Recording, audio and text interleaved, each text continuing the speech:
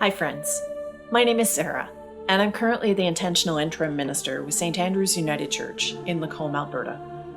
If you're watching this video, it means that you received the link via the email letter that I sent out to the St. Andrew's Community of Faith. Or you might have found it via our website or our Facebook page, or even this channel itself. No matter what it is that brought you here, welcome. My husband John has graciously shared his YouTube channel, The Accessible Faith Project, with us during this time of pandemic, as a place to share with you my weekly reflections. There are other videos on this channel which are an opportunity to learn more about the Bible, faith questions, and the like. If you'd like to receive notifications of when new videos are posted, you can do so by clicking on the little bell icon that says subscribe and signing up. It's completely free. One of the things that I really enjoy about leading worship in the summertime is the opportunity to reflect on a series of stories from the lectionary and to delve deeper into them. This year offers us a chance to read, hear, and explore the stories of Jacob, and then later his son Joseph, from the Old Testament book of Genesis. They are stories of trickery, of betrayal, of dreaming, of love, of loss, and of grief. And they have many connections to our own individual experiences, as well as to our community of faith. The passage for this morning from Genesis 25 is one in which the storyline moves quickly.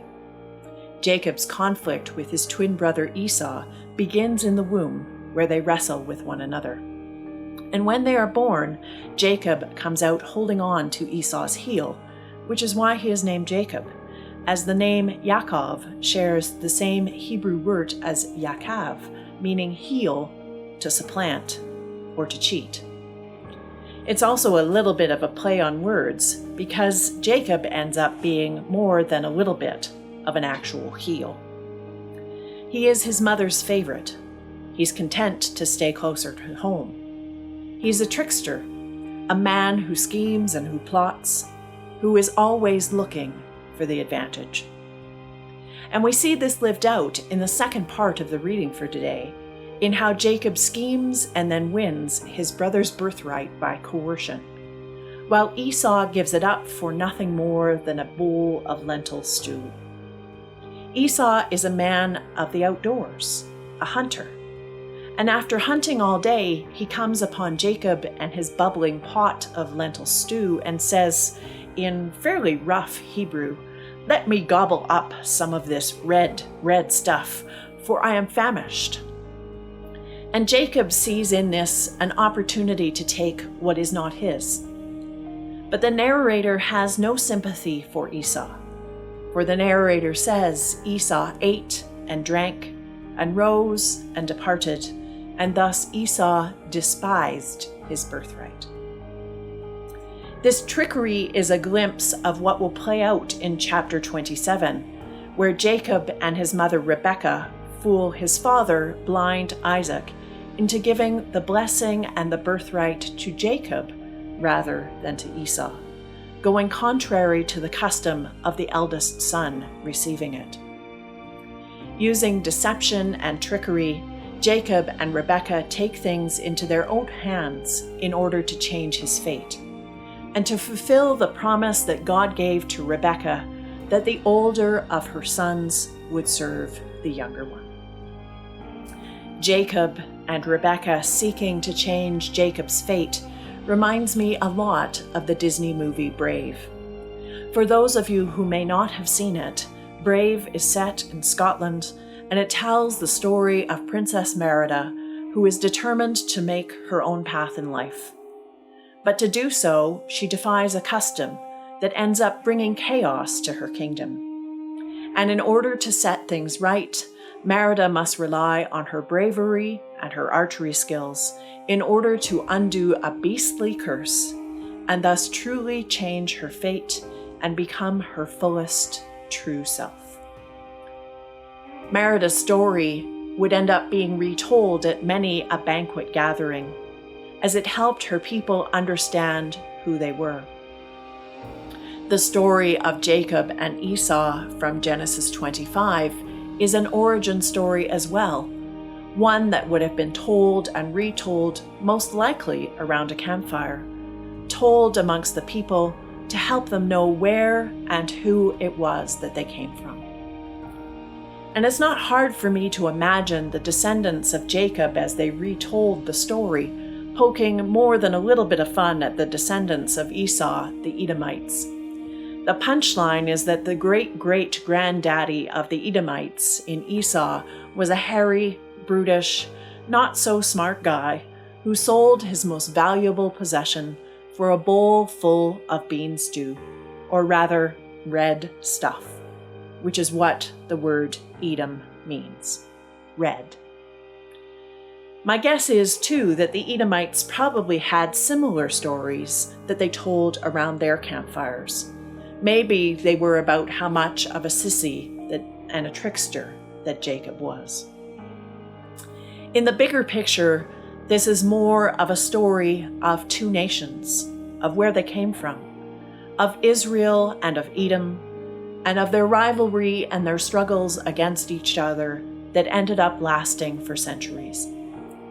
Like the rivalry that exists between Calgary and Edmonton and their hockey and their football teams, the legend is bigger and better than the reality, as long as, that is, you're on the winning side. Now, where I identify with this particular story is in how dysfunctional it all is. And that is because sometimes I think we feel that we have to project to the world, and most certainly to our neighbors, that our family, our home, is normal, that everything is all right, everything is fine.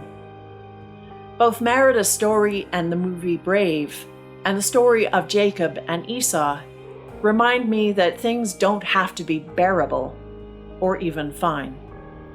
They aren't so much about changing one's fate through manipulation, trickery, or deception, as they are about coming into one's own and growing into one's true self. Nothing has to be fine. Things can be awful and embarrassingly dysfunctional, and God can still move. We can be tricksters and be deceptive, and even with these character flaws, God can still do great things with us and through us. I really believe that at the heart of the stories of the patriarchs, of Abraham, of Isaac, of Jacob, and of the whole of the history that appears in the book of Genesis, is the truth that God does things through the lives of the strangest and the most awkward of people. When God looked out over the whole world to find the people that God would call God's own, the people that God would bless with the privilege of being a blessing to the whole world, God chose what oftentimes looks like the B team, the replacements, the underdogs, the tricksters, the plotters and the schemers, the ones who didn't even have the illusion of having their act together. God chose people just like us.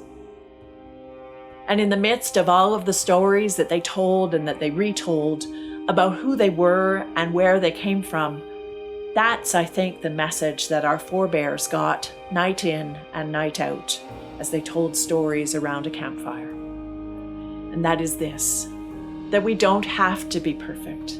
We don't have to have everything figured out and in flawless order before God can visit us and before God can bless us. In fact, we can be a blessing to the whole world. For if God can work in the household of Isaac and Rebekah, of Esau and of Jacob, then my goodness, there is no doubt to me that God can work with us too. Thanks be to God. Amen.